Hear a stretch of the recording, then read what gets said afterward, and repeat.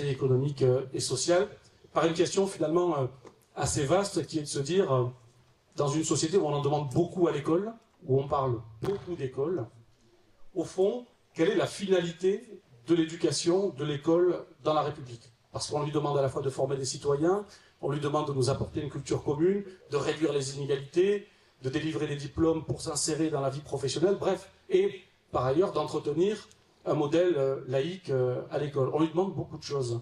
Dans ce rapport-là, vous vous attachez à définir ce qu'on peut attendre de l'école, ses finalités. Qu'est-ce que vous pouvez nous dire pour nous éclairer et essayer d'y voir clair sur, en réalité, quelles sont les missions principales de l'école? Bon, merci. Bonjour à toutes et à tous. Donc, j'ai vraiment le plaisir et merci de l'invitation de vous présenter effectivement le rapport du Conseil économique, social et environnemental qui a été voté en juin 2024, qui s'intitule « Réussite à l'école, réussite de l'école ». Et vous avez déjà dans le titre, que je vais évidemment développer un peu, une réponse, en tout cas celle du Conseil économique, social et environnemental, à la question que vous posez des finalités. Une réponse qui n'est pas finalisée, mais nous sommes là pour en débattre. Avant d'arriver sur les préconisations que nous faisons pour répondre à cette question, un petit retour sur ce qui nous a amené à cette réflexion. Deux axes, en gros, de réflexion. Un premier axe qui est de revenir sur la représentation qu'ont nos concitoyens et concitoyennes de l'école aujourd'hui. Et on s'aperçoit que les choses sont assez partagées. Et finalement, si on reprend par exemple le dernier sondage Cevipof, on voit que en termes de confiance, vous savez, le baromètre de confiance que fait le Cevipof régulièrement, en termes de confiance, l'école arrive en 8e position derrière les hôpitaux, l'armée, la police, etc., avec une petite progression par rapport de 1% par rapport au dernier sondage, mais que cela reste quand même relativement fragile, avec à peine 68% de Français, je dis à peine parce qu'on pourrait s'attendre à plus, et ça a été plus en d'autres époques, 68% de Français qui ont confiance dans l'institution scolaire, et donc les autres qui n'ont pas confiance, voire pas du tout confiance en l'institution scolaire. Quand on regarde de plus près, on a un autre sondage IFOP, rassurez-vous, je ne vais pas vous assommer de sondage, mais c'est quand même intéressant, on a un autre sondage IFOP récent qui dit que cette confiance, elle est variable selon le niveau d'enseignement. Elle est assez forte sur l'enseignement primaire, avec 74% à peu près de Français qui se disent satisfaits de l'enseignement primaire. Ça baisse au niveau du collège et du lycée, et je ne parlerai pas de l'enseignement supérieur, puisque notre rapport se borne à la scolarité obligatoire. Donc c'est intéressant de voir ça, avec quand même toujours quelque part cette idée que c'était mieux avant. On ne sait jamais quand est le avant, on ne sait jamais comment, on s'interroge rarement sur comment c'était avant, mais on a une représentation imaginaire, collective, qui nous laisserait à penser qu'avant, l'école faisait mieux. Alors, pour le CESE, nous avons remonté un peu l'histoire, je vous l'épargne, vous regarderez dans le rapport si ça vous est nécessaire.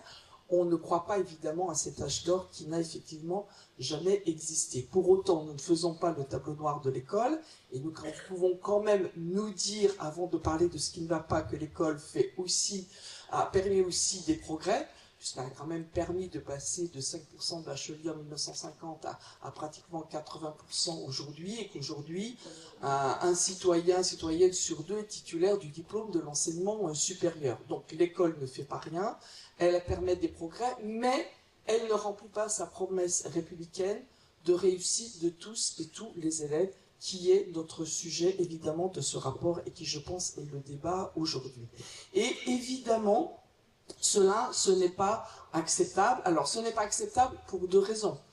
D'une part, parce que c'est injuste socialement pour chacun des jeunes, et d'autre part, parce que ce n'est pas pertinent au regard des besoins qui sont ceux de la société et au regard des défis qui sont devant nous.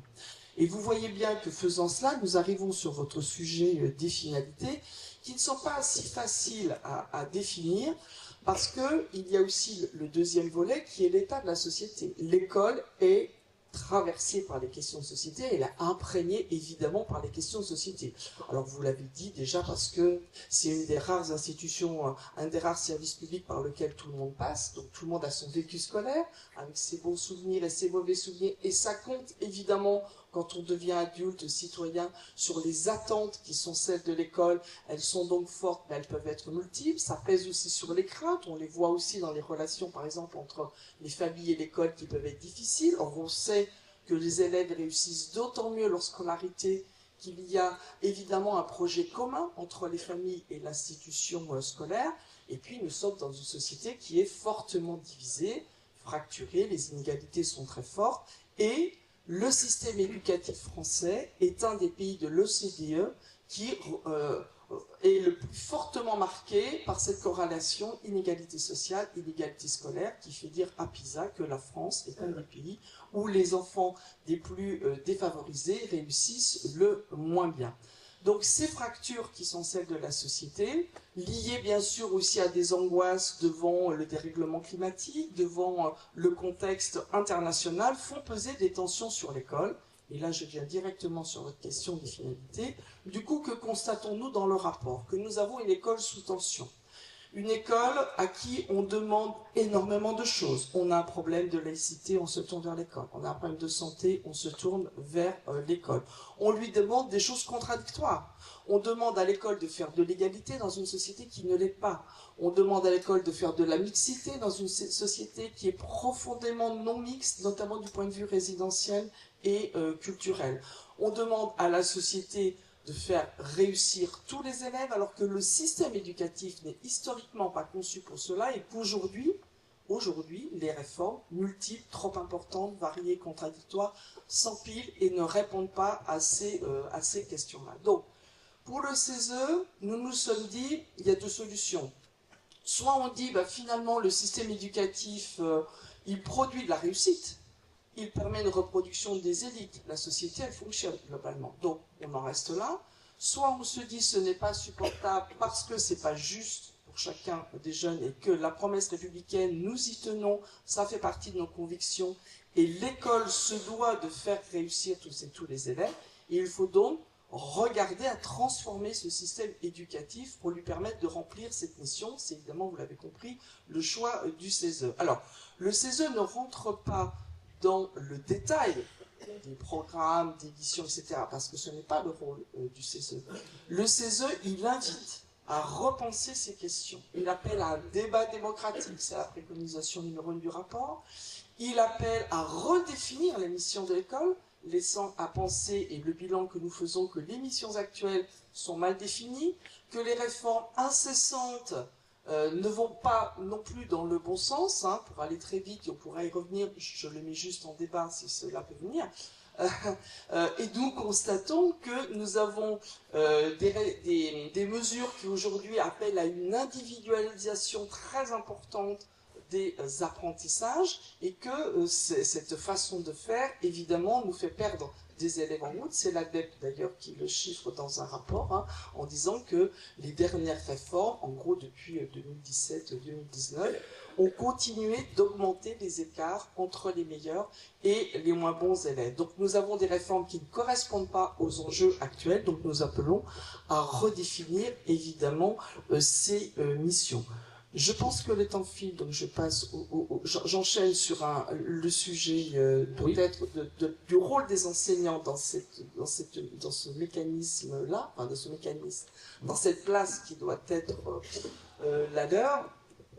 Évidemment que pour transformer le système éducatif, il faut le faire avec tous les acteurs. Et le CESE, qui a travaillé avec de nombreux Césaires, qui a travaillé avec les territoires, qui s'est déplacé pour rencontrer les personnels, qui a rencontré les parents, évidemment, parle bien de tous les acteurs. Et nous avons une préconisation, par exemple, qui appelle à renouveler les PEDT, qui est un des outils utiles où il y a tout le monde. Il appelle à des observatoires de la mixité. Avec justement tous ces acteurs dont je viens de parler, on y reviendra peut-être. Mais le CESE invite aussi à ouvrir la boîte noire qu'on n'ouvre pas assez aujourd'hui, qui est celle de ceux qui font l'enseignement, qui font l'éducation. L'ensemble des personnels, mais il s'attache particulièrement à la question des enseignants. Parce qu'on ne transformera pas le système éducatif, on ne transformera pas le métier, si on juge que c'est nécessaire, et nous le jugeons, sans les enseignants qui font classe. Et vous savez, on a auditionné beaucoup de personnes, évidemment, de chercheurs au CESE, et beaucoup nous ont dit, on passe beaucoup de temps à parler de l'organisation du temps éducatif, on passe beaucoup moins de temps aujourd'hui à parler de la qualité du temps éducatif. Aujourd'hui, par exemple, si on parle climat scolaire, il y a un temps d'apprentissage à peu près différent de 20%, selon si vous êtes dans des écoles plutôt de quartiers favorisés que défavorisés. Et évidemment, ça pose des questions de comment on fait classe. Et donc, ça pose la question de comment font les enseignants. Alors, les enseignants, dont la confiance est plutôt bonne globalement des familles par ailleurs, je crois, sont vraiment engagés beaucoup dans leur métier et nous pensons beaucoup et nous pensons au CESE que si en gros le système scolaire tient aussi, c'est par cet engagement. Et il y a un petit passage dans le rapport qui salue cet engagement parce que avec tout ce que je viens de dire, des tensions qui sont celles de l'école, du rapport entre l'école et la société, qui sont celles de l'empilement des missions, des injonctions contradictoires, d'une réforme qui en chasse une autre, d'un métier très solitaire, où les enseignants sont très peu accompagnés, y compris au quotidien. On peut prendre les inspecteurs à tous les niveaux. Alors, disant cela, c'est pas une critique, entendons-nous bien, de ce que font les inspecteurs. C'est une critique de leur mission aussi. Hein. J'ai dit qu'il faut revoir les missions. Évidemment, il faut revoir les missions qui sont celles dues aux élèves, mais ça suppose de revoir celles de tous les personnels. On a donc un métier aujourd'hui enseignant qui est en crise, tout le monde le sait. On a du mal à pourvoir tous les postes mis au concours, on a un turnover important, on a beaucoup de jeunes qui entrent dans le métier qui ne restent pas, beaucoup de mal à fidéliser des jeunes qui entrent dans le métier. Et quand on regarde ce qui participe de la crise d'attractivité du métier enseignant, il y a évidemment plusieurs raisons. Il y a bien sûr le salaire, il faut en parler. Nous rappelons dans le rapport qu'en moyenne, sur l'ensemble des pays de l'OCDE, le salaire des enseignants est inférieur de 15% aux autres pays de l'OCDE. C'est important parce que ça veut dire qu'à niveau de recrutement égal, des jeunes, et on peut les comprendre, vont choisir des métiers où ils seront mieux rémunérés que choisir un métier qui a perdu forcément statut social compte tenu de ce qu'on vient de dire sur des finalités des missions qui ne sont pas claires, dont les conditions d'exercice sont difficiles, notamment en début de métier, dont ils ont écho qu'ils vont être assez peu soutenus dans l'accompagnement de leur métier. Évidemment, ils vont choisir d'autres métiers. Il y a bien sûr, au-delà des rémunérations, une question importante, l'accompagnement, je l'ai cité, mais il y a une question importante qui est celle de la formation. Et nous avons vraiment un volet très important dans le rapport qui appelle à renouveler la formation initiale et la formation continue des métiers, sans rien lâcher des exigences, que dans la question que vous posez des finalités, vous savez, il y a toujours ce débat.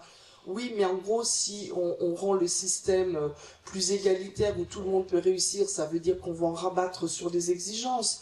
Oui, mais si on fait tout ce que doit faire l'école, eu égard les enjeux économiques, socioculturels, écologiques, on va multiplier les tâches et donc on va affaiblir le niveau scolaire des élèves. Non, on n'affaiblira pas le niveau scolaire des élèves si on fait tout ça, à condition d'avoir une formation initiale solide, qui répondent vraiment aux enjeux du métier, et une formation continue qui réponde à la fois aux enjeux individuels des enseignants et collectifs des enseignants, et surtout, et je peux terminer là-dessus parce que je pense que le temps tourne, je suis dans les délais, tout va bien, c'est bon. Et donc je finis, mais j'ai encore plein de choses à dire, mais je sais qu'on a du temps pour nous, et je finis par cet élément important aujourd'hui sur lequel insiste le rapport. Il est urgent aujourd'hui de redonner du sens au métier d'enseignant et de redonner les lettres de noblesse à la professionnalité enseignante. On a un système éducatif qui est beaucoup trop descendant. Vous savez, ça vient d'en haut, ça arrive en bas. Ceux qui sont en bas et qui doivent faire avec les élèves sur ce qui repose globalement de la réussite, c'est quand même dans la classe, en grande partie, pas que. Je le dis tout de suite pour éviter les faux débats, on appelle aux politiques publiques complémentaires, etc. Je ne vais pas vous faire tout le rapport, mais tout ne se joue pas à l'école, et l'école ne pourra pas tout toute seule, je l'ai dit, mais l'école doit jouer sa part. Et dans cette part, il faut vraiment que les enseignants soient considérés pour les experts qu'ils sont, associés y compris aux définitions de leur formation. Vous savez, c'est connu et je pense que vous êtes beaucoup à la savoir. Je donne cet exemple. Quand vous avez dans les plans de formation des heures qui sont réservées à la formation continue pour qu'on vous explique une réforme qui vient d'être écrite ou une mesure sur telle thématique, alors que les enseignants sauraient très bien faire si on leur donne ces informations par ailleurs, mais que l'on consacre ces heures de formation réellement sur les questions qui sont celles du métier, qui sont celles de la gestion de classe, qui sont celles des besoins qui peuvent être les leurs, que ce soit dans le premier comme dans le second degré, évidemment que c'est cette formation de qualité qui est nécessaire. Je termine par cet élément de l'OCDE, juste deux phrases. La qualité des systèmes éducatifs dépend beaucoup de la qualité des enseignants. Tous les systèmes éducatifs qui réussissent le mieux sont ceux qui ont investi en coût et en intelligence dans la formation, l'accompagnement et la qualité de leurs enseignants. Merci beaucoup, Bernadette Groison. C'est un panorama complet.